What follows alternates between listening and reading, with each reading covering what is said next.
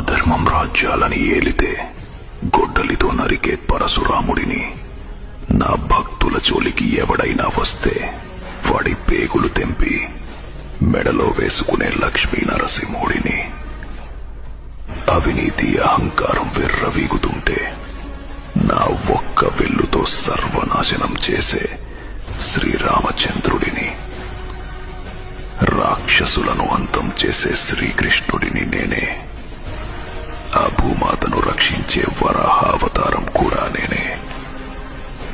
నేనే శివుడుని, నేనే బ్రహ్మాని, అన్ని లోకాల్లో నేనే, ప్రతి అణువులోనూ నేనే.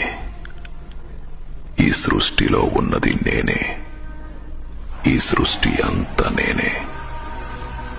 రాక్షసులను, అధర్మాన్ని అణచివేయడానికి ప్రతి యుగానికి ఒక అవతారాన్ని ఎత్తే వైకుంఠ నాయకుడిని, 10,000 పడగలు ఉన్న ఆదిశేషుడి పైన నిద్రించే సాక్షాత్తు శ్రీనారాయణుడిని నేనే.